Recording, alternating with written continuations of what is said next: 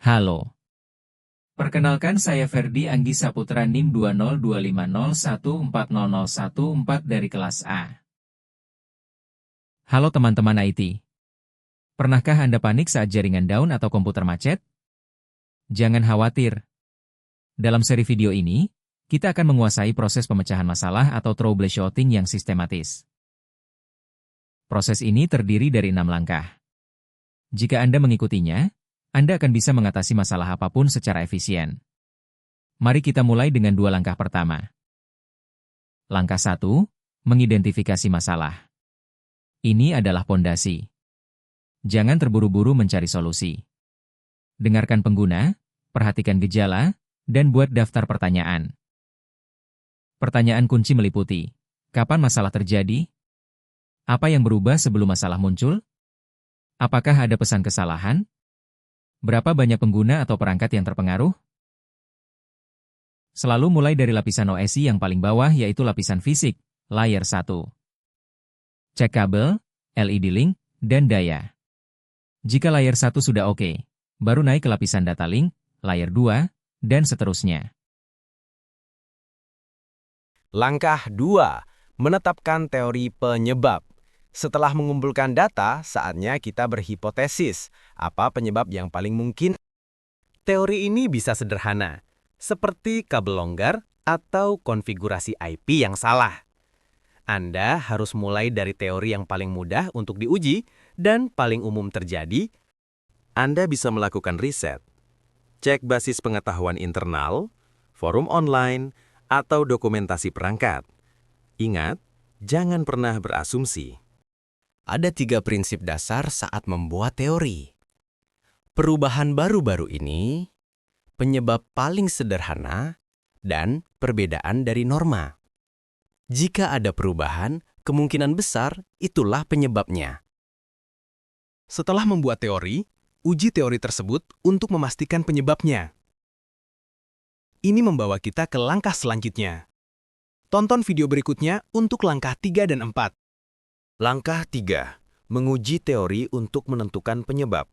Gunakan alat diagnostik seperti perintah ping, ipconfig, tracert, atau netstat untuk menguji teori Anda. Misalnya, jika Anda menduga masalah IP, gunakan ipconfig untuk memverifikasi. Jika teori pertama Anda gagal, jangan menyerah. Lanjutkan ke teori berikutnya yang sudah Anda siapkan di langkah 2. Teruslah menguji sampai Anda mengkonfirmasi penyebab akar masalah tersebut. Setelah Anda yakin penyebabnya, pindah ke langkah 4, membuat rencana aksi untuk mengatasi masalah. Rencana aksi ini adalah daftar langkah-langkah yang terperinci yang akan Anda ambil untuk memperbaiki masalah. Ini mungkin melibatkan pengubahan konfigurasi, penggantian komponen, atau pembaruan software. Selalu pikirkan resiko. Sebelum Anda melakukan perbaikan, backup data atau konfigurasi penting. Jangan sampai solusi Anda malah menciptakan masalah baru. Ini disebut manajemen resiko. Dokumentasikan setiap langkah dalam rencana Anda. Rencana yang baik adalah rencana yang dapat diikuti oleh orang lain. Rencana aksi ini harus bersifat terkontrol dan terukur. Jangan mencoba melakukan terlalu banyak perubahan sekaligus. Lakukan perubahan satu persatu dan uji setelah setiap perubahan untuk memastikan bahwa tindakan tersebut menghasilkan perbaikan.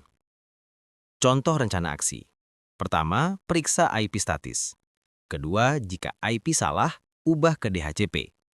Ketiga, uji konektivitas. Sederhana dan jelas. Langkah 4, memastikan Anda melakukan perbaikan secara aman dan metodis. Selanjutnya, di video 3, kita akan menutup proses troubleshooting ini dengan implementasi dan dokumentasi. Kita telah sampai di paruh akhir proses troubleshooting. Sekarang kita masuk ke langkah 5, mengimplementasikan solusi dan memverifikasi fungsionalitas penuh. Implementasi adalah eksekusi dari rencana aksi yang sudah Anda buat di langkah 4. Lakukan perubahan dengan hati-hati, sesuai urutan yang sudah Anda tetapkan. Setelah solusi diterapkan, verifikasi fungsionalitas penuh sistem. Jangan hanya cek apakah masalah utama sudah hilang. Cek juga apakah fungsi lain yang sebelumnya bekerja masih berjalan dengan baik. Libatkan pengguna untuk menguji. Ajukan pertanyaan, apakah Anda bisa mengakses file server? Apakah printer berfungsi? Ini memastikan masalah benar-benar teratasi dari perspektif pengguna. Jika masalah muncul lagi setelah beberapa saat, itu berarti Anda perlu mengevaluasi ulang teori dan rencana aksi Anda. Proses troubleshooting bisa berulang. Dan yang terakhir, tapi sangat penting, langkah 6, mendokumentasikan temuan, tindakan, dan hasil. Dokumentasi ini adalah catatan lengkap. Anda harus mencatat gejala awal, teori yang Anda coba, tindakan Yang Anda lakukan, termasuk command yang digunakan, dan hasil akhir. Dokumentasi ini adalah aset berharga. Ia membangun basis pengetahuan yang dapat Anda gunakan untuk menyelesaikan masalah serupa di masa depan dan membantu teknisi lain jika masalah kembali terjadi. Ingatlah, proses troubleshooting 6 langkah ini. Identifikasi, teori, uji, rencana aksi, implementasi atau verifikasi, dan dokumentasi.